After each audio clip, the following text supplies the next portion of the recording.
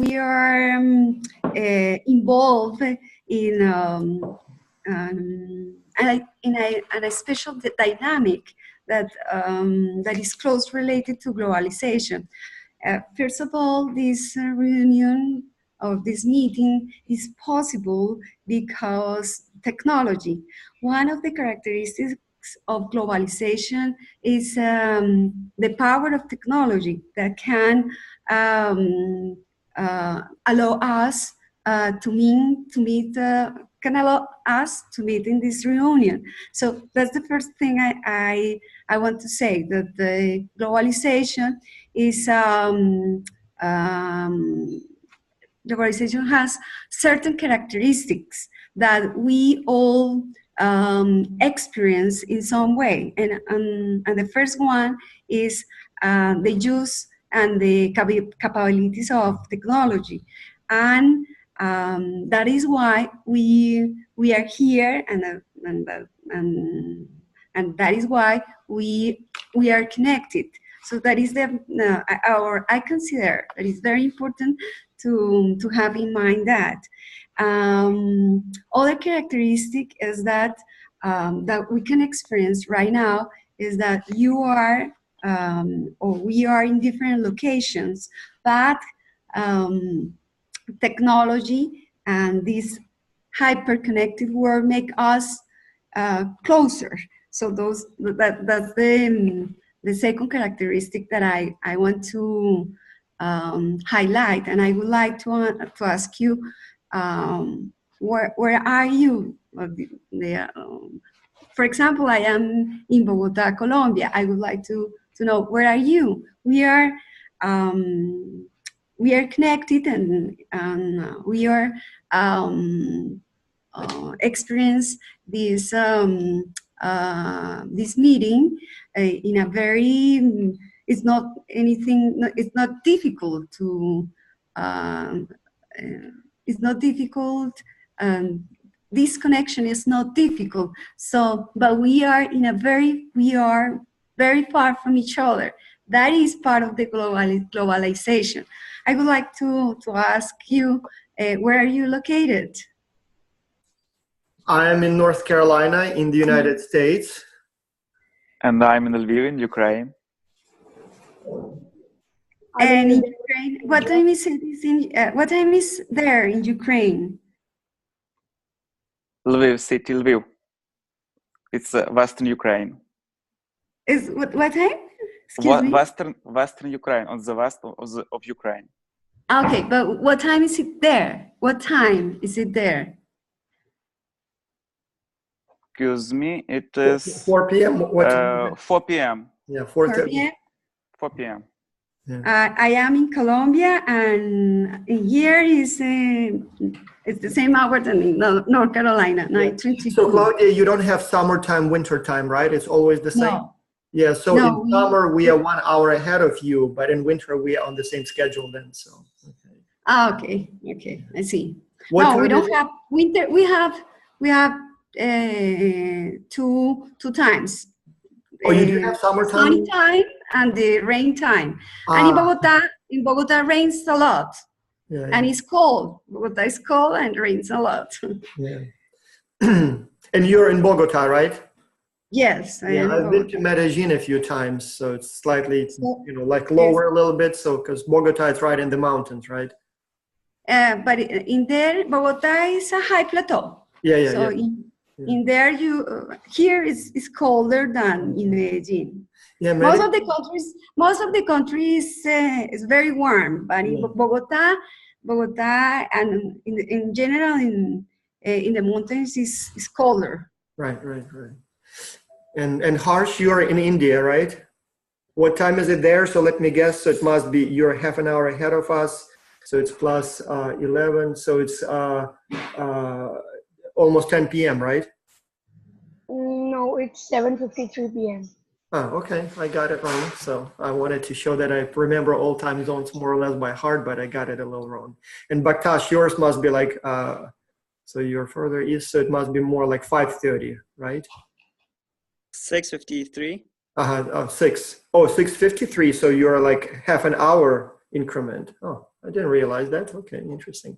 Yeah, I know that India is also in half an hour, like everybody goes hour by hour, but India is half an hour increment. And I didn't realize Afghanistan, same thing. Yeah.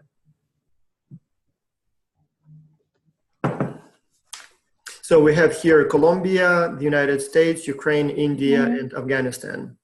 Yes. What I want to say is that this is very ordinary and common event nowadays, but if we think about if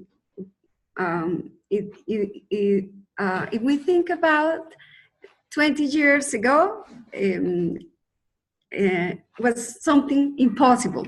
So that is part of what we are talking about, which is globalization, a huge change in our life and in our relations. So because I am and you are becoming closer to other people, to other cultures, and you can spend this time through technology. But it's important for young people to notice that what we are experiencing now is not something common 20 years ago. And if you think about 20 years ago, it's not a long time. So it's good to have that in mind.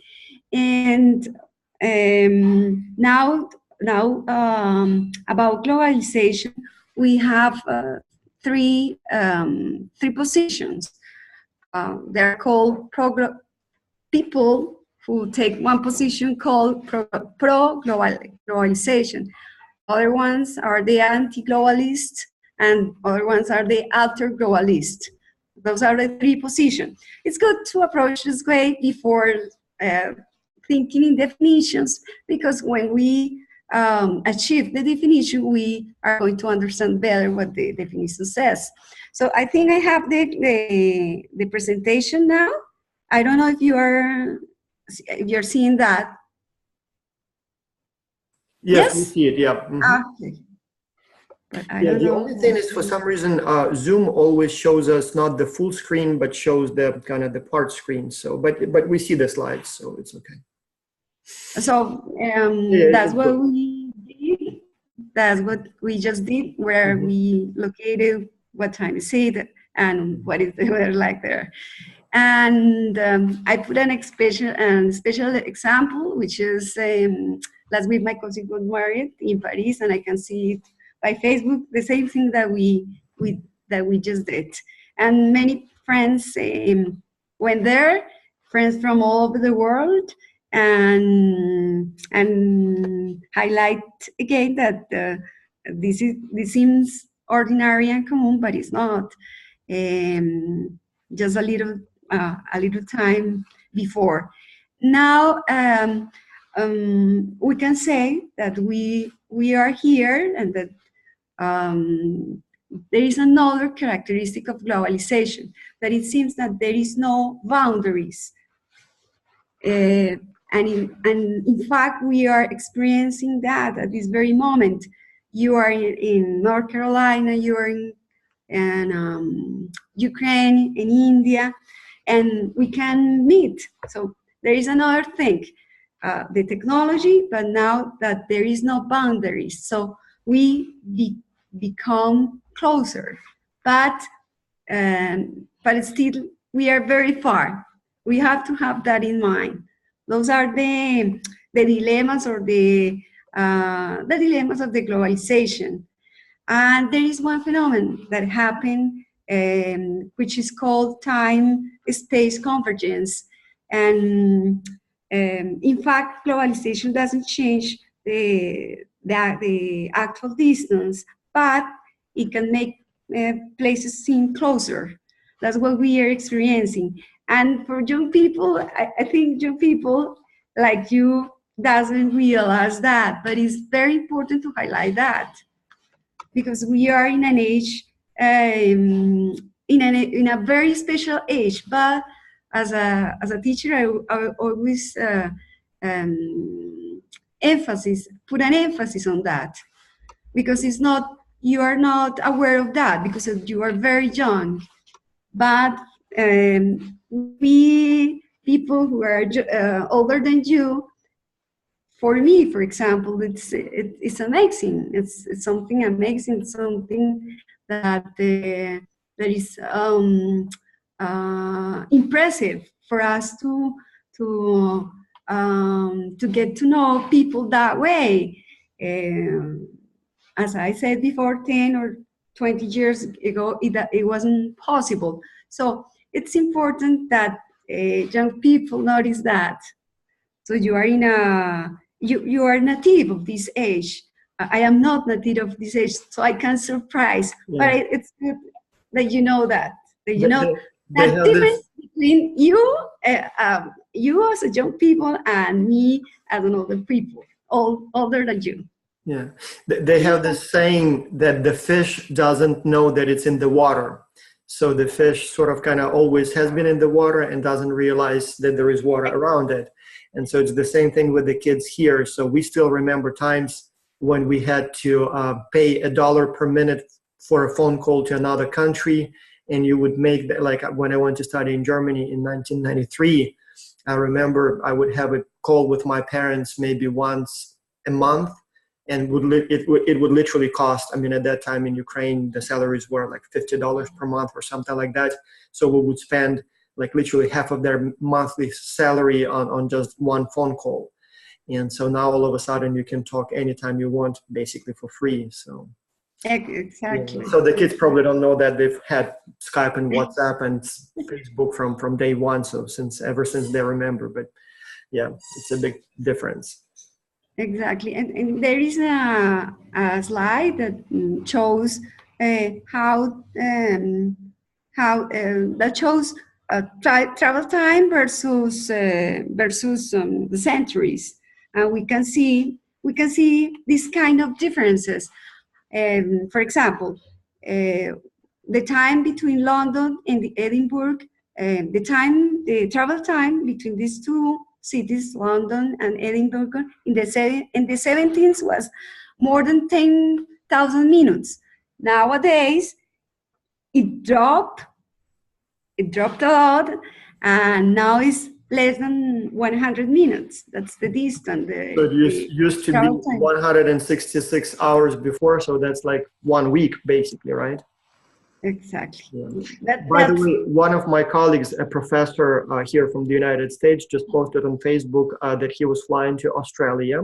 So he was going from New York to Sydney, and the flight is almost 18 hours. And he was complaining and saying, we need to ask Donald Trump to move America closer to the world because the flight was so long, a whole 18 hours. And so I'm thinking to myself, yes, 100 years ago, that flight or that trip across the ocean would have been like 3 weeks to Australia, right? If not longer. So complaining about 18 hours in a comfortable chair, watching movies all the time, having Wi-Fi, working on your email. I mean, come on, man. So you kind of sleep for 8 hours, you watch a couple of movies and you're there. So, but people take it for granted and complain and say, you know, outrageous, how come it takes so long? So we can see the differences. What I want you to notice is precisely those differences. Young people sometimes they don't give importance to that, but it's very important because you are under a total different environment. Your lives are happening in a total different environment, and this is the new age, and these are the characteristics of a new age that for you seem normal, but they are not that normal. There has been a lot of changes in a very short time. So technology is like is not the driving force of the globalization, but is like oil, like the energy that promoted globalization. But we have to check what are the driving forces or what do you think are the driving forces of globalization? Having in mind that technology is something that that allow and promotes globalization, but it's not the driving forces. So I would like to ask you, what do you think are those driving things that are behind the technology, that are really the driving forces of globalization? A very, very good question. So what makes the world more connected? I bet Harsh, Bakhtash, and even Oleg cannot answer. I think it's economy. I'm sorry, Mr. Teres, I didn't get the question. So you understand now what globalization is. So the world sort of becoming more connected, easier to call other countries, easier to travel to other countries, easier to do business internationally, easier to buy companies, sell goods all around the world. The question is, what are the factors? What are the drivers that make that possible? So what made the world more interconnected today, and why it wasn't? Like, for example, if the world was less connected 50 years ago, 100 years ago, and now it is more connected, why it is so? What are the factors, drivers, mechanisms, I don't know, developments that made the world more interconnected? Anyone? Can I give you a hint? And then maybe let's see if you can answer the question. So as you understand, globalization is not an event that happened one time. Like yesterday, it was not, the world was not globalized, and today all of a sudden it is globalized. No, it's something that has been going on for many centuries, in fact.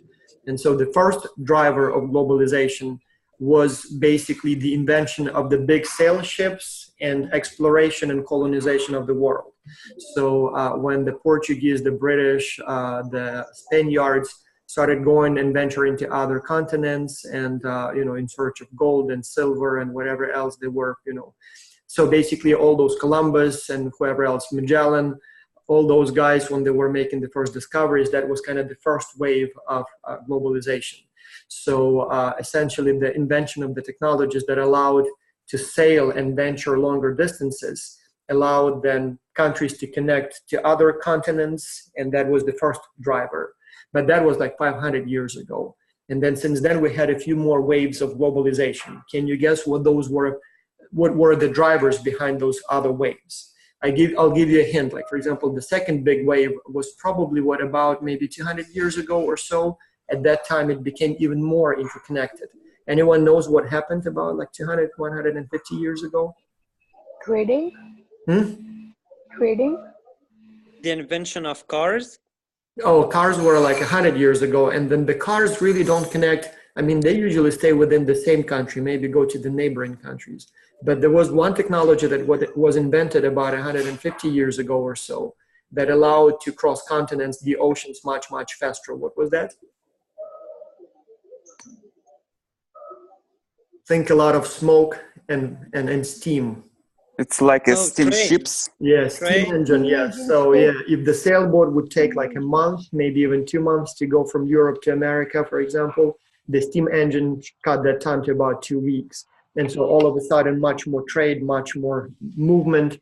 So that was what, like 150 years ago to about 100 years ago. And then there was another technology about 100 years ago, maybe a little bit less, so that made the world even more interconnected.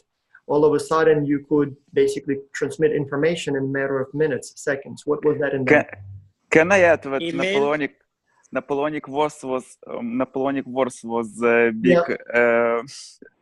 act of globalization, because Napoleon Alexander the Great. Any borders.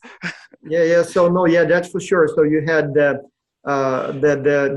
Romans probably were the biggest force 2,000 years ago. So they basically colonized most of Europe, Asia, and parts of Africa. And so obviously built the roads, and there was a lot of trade, kind of ugly and bloody, but at the same time it did connect the world a lot. And then obviously you had all those others like the Persian Empire, and then, as I said, the colonization of the Europeans by the Europeans of the Latin America, Africa, and parts of Asia and Australia. So, but then yes, about what, like maybe 100 years ago or so, one technology came along that allowed for example, global trade and made it easier to do business internationally. Can you guess what technology that was? Like sometime around, literally about 100 years ago. Exactly. Then, in addition to technology, trade, economic, and political agendas are behind or are the drivers of globalization. Yeah, so Especially, I think, we had especially at the very beginning of globalization, there are different authors. So there are people who say that globalization started after the end of the World War II, but there are authors that says that the globalization started in the century 15, when Cristobal Columbus came to or discovered America. So those are different moments, but behind that is trade, which is a very powerful driver of globalization. And then and nowadays, economic, financial, and political agendas, and there are a lot of other issues in globalization that all we share. If we can see at this very moment, for example, something that is very important is migrations. Those are global issues.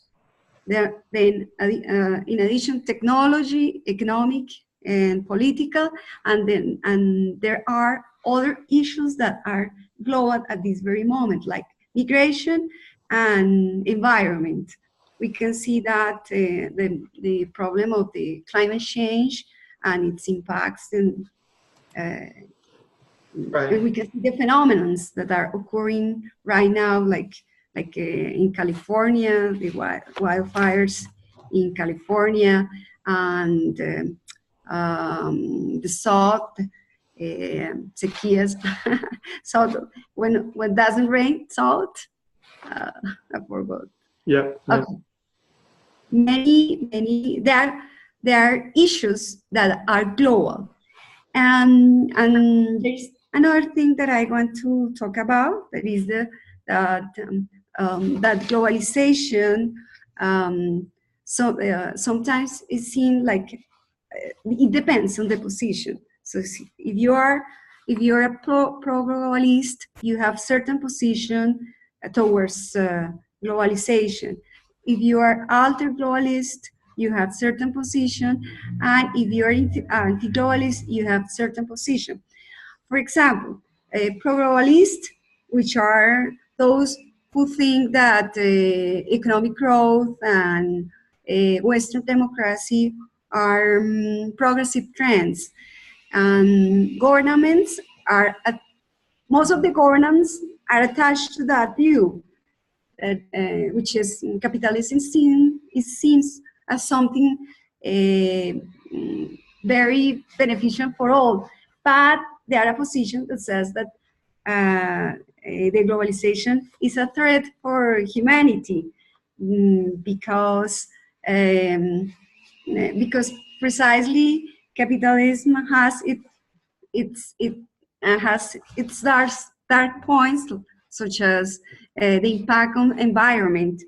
I don't know if you knew about these positions.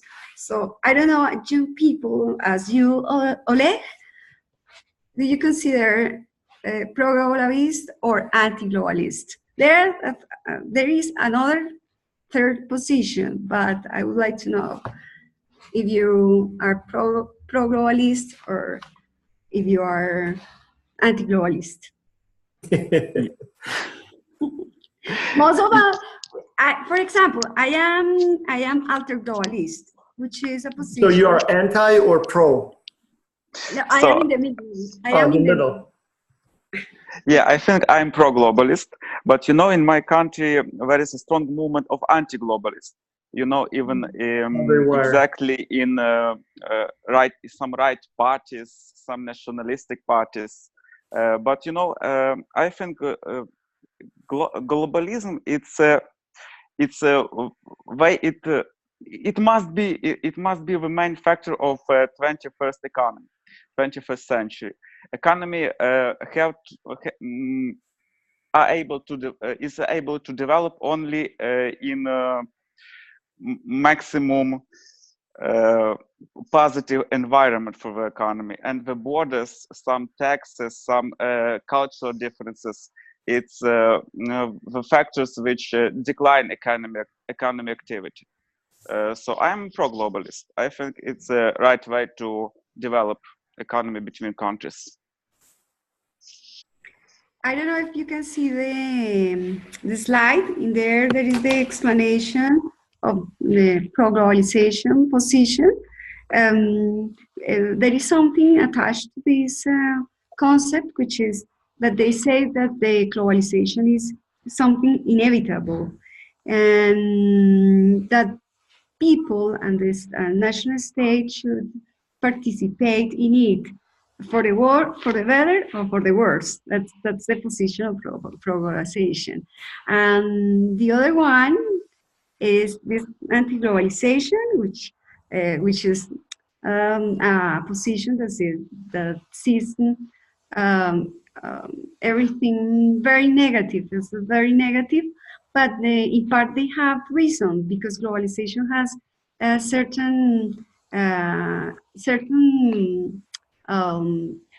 if I can say devil consequences as in environment and the unevenness that globalization produces. This position is important to get to know the position, because always you are going to find certain truths, not the whole truth, but certain truths. So that's the second one, the unevenness. I don't know if in Ukraine it's visible, the unevenness. In Colombia, it's absolutely visible. So we can see very, very rich people and very poor people in the same city, very close.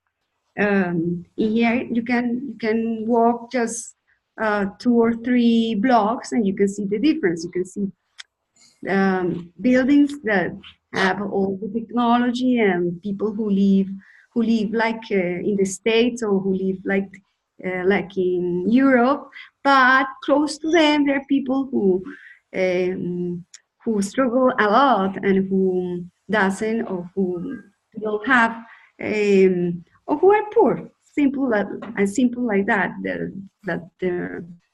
People that doesn't have food, for example. It is very common. You can see that contrast here. I don't know Ukraine. In Ukraine, is it that way? You have that contradiction in your own country? Seems to be. Oh yeah, go ahead, Ola. I'm not sure exactly what's the main sense of the question. Can you repeat, please? And I will. It's that this anti-globalization, the anti-globalization says that globalization produces unevenness, which is a disbalance between people, very rich people and very poor people. That's what the position says, that the globalization produces unevenness, which is economic differences between people or between societies. So we can see that in Colombia, that we can see that outcome of the globalization. We can see very rich people, especially the owners of the banks in Colombia, are very rich as country as the United States or as in Europe, and very, very poor people as in Africa, for example. My question is that if you have seen those outcomes in Ukraine. Yeah, totally. Our society, Ukrainian society, are too divided. We have too rich people and too poor people. We have very small, very few people which has some outcomes which is middle level. Yes, it's a big problem for Ukraine. We have to put too much poor people. For example, I think it's 70% or even 75, 80% of the full society, full Ukrainian society, it's the poor people. It's the people which has to live on, I don't know, $200 for a month or even less. And we have 5 or even 10, no, less than 10% of rich people, which who has a salary of $1,000 or even more than $1,000. And of course, globalization, it's it has too much consequences. It has positive consequences and it has negative consequences. But I think if our country will continue to move in the way of globalization, in the way to become a part of European Union, we will be able to create this middle class, which will have enough incomes to, to rise the level of life in our country. I would like to say something precisely. There is one third position which is called alter globalization, and it says that the people and national states have a role to play in controlling it, in reguling it, and we have to participate as a society and as a national state. So the evolution of the globalization is not predetermined, and it shouldn't be positive or it shouldn't be negative, but we have to construct a new globalization with our participation as a society, as a national state. We have to, or we have the opportunity, and we have to be capable of the construction or of the building of a special globalization that benefits all. And I am part of that perspective. I share that perspective. I am not anti-globalist because I consider that anti-globalists are. We have to accept certain things. That our age is that. Is an age with those characteristics that we have been discussing, but we can that we are capable of making globalization, to making a path for globalization, and that globalization help us or benefit us in some way. That's the position of the alter globalization, and they're called, the people who supports this perspective are called transformacionistas in Spanish, in English transformalists. And then I would like to know if, for example, you think you can do something to in order to build a new type of globalization. What you can do as a young people to build a globalization that benefits people, not just, for example, banks or the financial sector. What you can do? Oh, yeah, I guess you can't do much, so you can only adjust and find your place in this system. So I don't know. I think we can do many things. For example, yesterday in Colombia, there were a protest against some politics of the. Not sure how much difference the protests make. It almost seems to me that the only thing we can do is try to sort of find our place in the system and try to prepare our students for globalization. Right? Yes, you're right. It's about that. Try to prepare students, for example. Yeah, so that they are not left behind and know how to survive in this globalized world. Exactly. But it's very important to have an education, to have education politics that help our students. Right. Precisely yesterday were protests because the Colombian government reduced the budget to education. So that's the most important thing, to prepare our students. And then it should be a decision from the society, and it should be a decision from the state. Those are transformationalists, and I like that way of thinking. Yep. One quick update. So we have another session at 10, so in about 5 minutes. So, and the system wouldn't allow us to have two at the same time, so the coaches are organizing that one. So I see we're right at the last slide, so we have a hard stop in about 5 minutes. So, Claudia, was this all, or do we have something else to cover? No, just the definitions. So yeah, we have the definitions, because the definitions involves all that we have discussed right now. So I put 3 definitions, and all of those matches the positions. So the first one is, they're related, they are very close related. For example, the first one, which says information, capital, and innovation flow all over the world at top speed, enabled by technology and fueled by consumers' desires for the access to the best and least expensive products. This is very close to the hyper-globalist or pro-globalist view, which is very good, because we can access different definitions. We can access the best and the cheapest product, inexpensive products. So that's one definition, and it's very practical.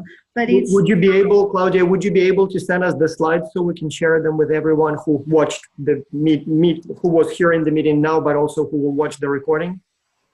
Excuse me, can I? Will you be able to send us the slides so I can share them with the students? The slides? Yes. No, email me the file. Would you be able? You got it. You got it. You already. Right. So you send me it. Yeah. So with your permission, I will share that with all the students. Yes, you can. And the second one is globalization is a process, a set of process which embodies a transformation in the dysfunctional organization of social relations. That's what we are experiencing. And transaction, many transactions, assets in terms of extensity, intensity, velocity, generating transcontinental or interregional flows. This is very important. And networks. For example, this is a network.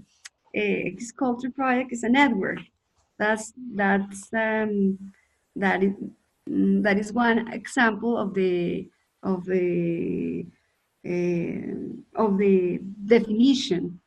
So it's easy to construct or to build networks, networks of all types, not just financial, but social. So that is one of the consequences, but it makes part of the, and the last one is very, very long. Can I, I'm very sorry, can I please, so we have, I started getting messages that for the other webinar, people are already waiting, and so they're supposed to start in 2 minutes. And so we close this one so that they can start that one. And for those, so, but I will share the slides with everyone. And those of you who are here, just a reminder, if you would like to join the webinar that starts in a couple of minutes, so the coaches have read the student submissions, and so they have organized a feedback session. So what they will do is they will go over what they've read so far and provide some feedback, things they liked, things they didn't like. And so it will be focused on the submissions by the university students. But again, if you guys want to join just to get some feedback, even though you're working on a slightly different challenge, you're welcome to do so. And I sent you an email with 2 links this morning. So there was one to this webinar, but the other one is for the other webinar.